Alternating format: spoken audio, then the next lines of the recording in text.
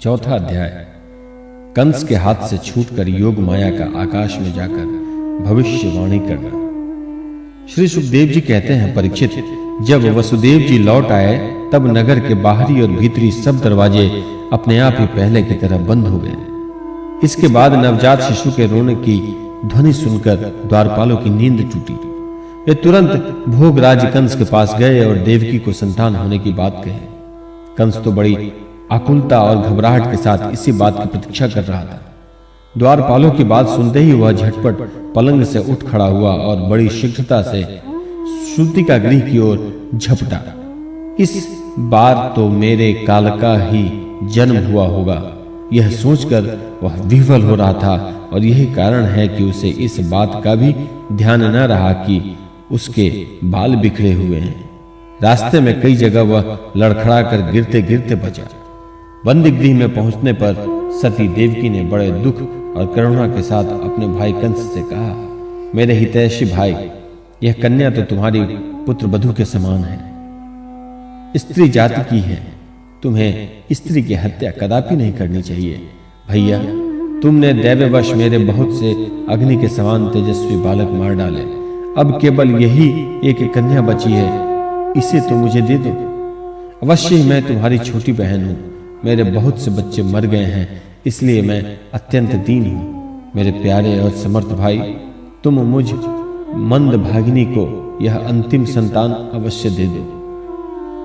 श्री सुखदेव जी कहते हैं, परीक्षित, कन्या को अपनी गोद में छिपाकर देवकी जी ने अत्यंत दीनता के साथ रोते रोते याचना की, परंतु कंस बड़ा दुष्ट था। उसने देवकी जी को झिड़क कर उनके हाथ से वह कन्या छीन ली। अपनी उस नन्ही सी नवजात भांजी के पैर पकड़कर कंस ने उसे बड़े जोर से एक चट्टान पर दे मारा। स्वार्थ ने उसके हृदय में सौहार्द को समूल उखाड़ फेंका था, परंतु श्री कृष्ण की वह छोटी बहन साधारण कन्या तो थी नहीं, देवी थी। उसके हाथ से छूटकर तुरंत आकाश में चली गई और अपने बड़े बड़े 8 हाथों में आयुध लिए हुए दिख पड़ी। वह दिव्य माला, वस्त्र, चंदन और मणिमय आभूषणों से विभूषित थी। उनके हाथों में धनुष, त्रिशूल, वाण, ढाल, तलवार, शंख, चक्र और गदा, ये 8 आयुध थे। सिद्ध, चारण, गंधर्व, अप्सरा, किन्नर और नागगण बहुत सी भेंट की सामग्री समर्पित करके उसकी स्तुति कर रहे थे। उस समय देवी ने कंस से कहा, रे मूर्ख, मुझे मारने से तुझे क्या मिलेगा? तेरे पूर्व जन्म का शत्रु तुझे मारने के लिए किसी स्थान पर पैदा हो चुका है। अब तू व्यर्थ निर्दोष बालकों की हत्या न किया कर। कंस से इस प्रकार कहकर भगवती योग माया वहां से अंतर ध्यान हो गई और पृथ्वी के अनेक स्थानों में विभिन्न नामों से प्रसिद्ध हुई। देवी की यह बात सुनकर कंस को असीम आश्चर्य हुआ। उसने उसी समय देवकी और वसुदेव को कैद से छोड़ दिया और बड़ी नम्रता से कहा उसने, मेरी प्यारी बहन और बहनोई जी, हाय हाय, मैं बड़ा पापी हूं।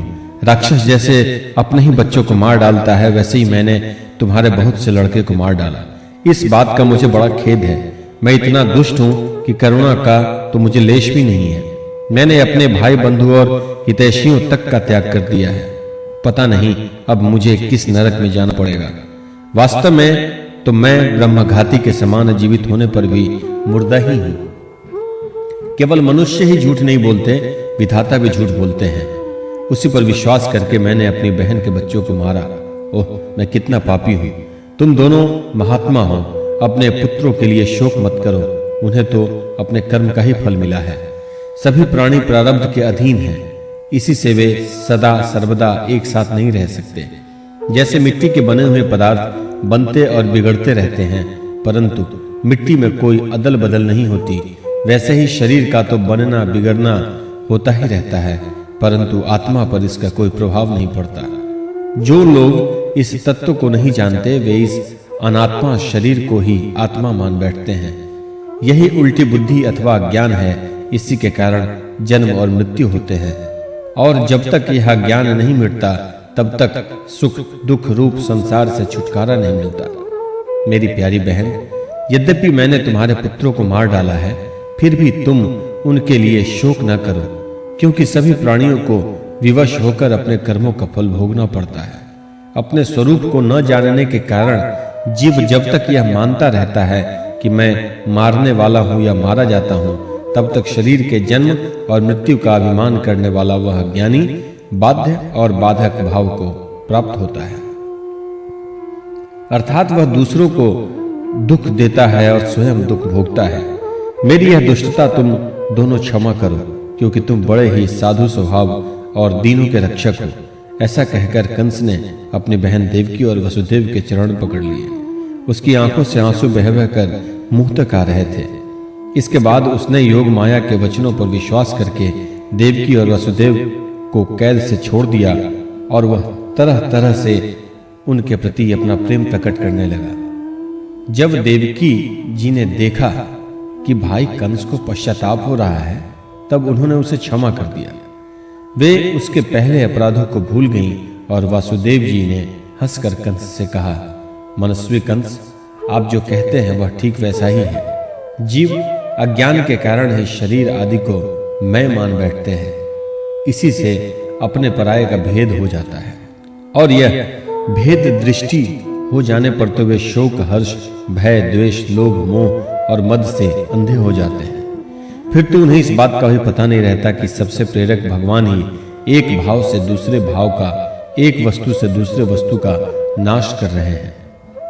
श्री सुखदेव जी कहते हैं, परीक्षित, जब वसुदेव और देवकी ने इस प्रकार प्रसन्न होकर निष्कपट भाव से कंस के साथ बातचीत की, तब उनसे अनुमति लेकर वह अपने महल में चला गया। वह रात्रि बीत जाने पर कंस ने अपने मंत्रियों को बुलाया और योग माया ने जो कुछ कहा था वह सब उन्हें कह सुनाया। कंस के मंत्री पूर्णतया नीति निपुण थे। नीति निपुण देवताओं के प्रति शत्रुता का भाव रखते थे। अपने स्वामी कंस की बात सुनकर वे देवताओं पर और भी चिढ़ गए और कंस से कहने लगे, भोगराज, यदि ऐसी बात है तो हम आज ही बड़े-बड़े नगरों में, छोटे-छोटे गांवों में, अहिरों की बस्तियों में और दूसरे स्थानों में जितने बच्चे हुए हैं, वे चाहे 10 दिन से अधिक के हों या कम के, सबको आज ही मार डालेंगे। समर भीर देवगण युद्धोद्योग करके ही क्या करेंगे? वे तो आपके धनुष की टंकार सुनकर ही सदा सर्वदा घबराए रहते हैं। जिस समय युद्ध भूमि में आप चोट पर चोट करने लगते हैं, वाण वर्षा से घायल होकर अपने प्राणों की रक्षा के लिए सम्रांगन छोड़कर देवता लोग पलायन परायण होकर इधर-उधर भाग जाते हैं। कुछ देवता तो अपने अस्त्र शस्त्र जमीन पर डाल देते हैं और हाथ जोड़कर आपके सामने अपनी दीनता प्रकट करने लगते हैं। कोई अपनी चोटी के बाल तथा कच्छ खोलकर आपकी शरण में आकर कहते हैं कि हम भयभीत हैं, हमारी रक्षा कीजिए। आप उन शत्रुओं को नहीं मारते जो अस्त्र शस्त्र भूल गए हो, जिनका रथ टूट गया हो, जो डर गए हो, जो लोग युद्ध छोड़कर अन्य मनस्क हो गए हो, जिनका धनुष टूट गया हो या जिन्होंने युद्ध से अपना मुख मोड़ लिया हो, उन्हें भी आप नहीं मारते। देवता तो बस वही वीर बनते हैं जहां कोई लड़ाई झगड़ा न हो। रणभूमि के बाहर वे बड़ी-बड़ी ढींग हाँकते हैं। उनसे तथा एकांतवासी विष्णु, वनवासी शंकर, अल्पविद इंद्र और तपस्वी ब्रह्मा से भी हमें क्या भय हो सकता है? फिर भी देवताओं की उपेक्षा नहीं करनी चाहिए, ऐसी हमारी राय है, क्योंकि है तो वे शत्रु ही। इसलिए उनकी जड़ उखाड़ फेंकने के लिए आप हम जैसे विश्वास पात्र सेवकों को नियुक्त कर दीजिए। जब मनुष्य के शरीर में रोग हो जाता है और उसकी चिकित्सा नहीं की जाती, उपेक्षा कर दी जाती है, तब रोग अपनी जड़ जमा लेती है और फिर वह असाध्य हो जाता है। अथवा जैसे इंद्रियों की उपेक्षा कर देने पर उनका दमन असंभव हो जाता है, वैसे ही यदि पहले शत्रु की उपेक्षा कर दी जाए और वह अपना पांव जमा ले, तो फिर उसको हराना कठिन हो जाता है। देवताओं की जड़ है विष्णु और वह वहां रहता है जहां सनातन धर्म है। सनातन धर्म की जड़ है वेद, गौ, ब्राह्मण, तपस्या और वे यज्ञ जिनमें दक्षिणा दी जाती है। इसलिए भोगराज, हम लोग देववादी, वेदवादी, ब्राह्मण, तपस्वी, याज्ञिक और यज्ञ के लिए घी आदि हविष्य पदार्थ देने वाले गायों का पूर्ण रूप से नाश कर डालेंगे। ब्राह्मण, गौ, वेद, तपस्या, सत्य इंद्रिय दमन, मनोनिग्रह, श्रद्धा, दया, तितिक्षा और यज्ञ विष्णु के शरीर हैं। वह विष्णु ही सारे देवताओं का स्वामी तथा असुरों का प्रधान द्वेषी है, परंतु वह किसी गुफा में छिपा रहता है। महादेव, ब्रह्मा और सारे देवताओं की जड़ वही है। उसको मार डालने का उपाय यह है कि ऋषियों को मार डाला जाए। श्री सुखदेव जी कहते हैं, परीक्षित, एक तो कंस की बुद्धि स्वयं ही बिगड़ी हुई थी, फिर उसे मंत्री ऐसे मिले जो उससे भी बढ़कर दुष्ट थे। इस प्रकार उनसे सलाह करके काल के फंदे में फंसे हुए असुर कंस ने यही ठीक समझा कि ब्राह्मणों को ही मार डाला जाए। उसने हिंसा प्रेमी राक्षसों को संत पुरुषों की हिंसा करने का आदेश दे दिया। वे इच्छानुसार रूप धारण कर सकते थे। जब वे इधर-उधर चले गए तब कंस ने अपने महल में प्रवेश किया। उन असुरों की प्रकृति थी रजोगुणी। तमोगुण के कारण उनका चित्त उचित और अनुचित के विवेक से रहित हो गया था। उनके सिर पर मौत नाच रही थी। यही कारण है कि उन्होंने संतों से द्वेष किया। परीक्षित, जो लोग महान संत पुरुषों का अनादर करते हैं, उनका वह कुकर्म उनकी आयु, लक्ष्मी, कीर्ति, धर्म, लोक परलोक, विषय भोग और सब के सब कल्याण के साधनों को नष्ट कर देता है।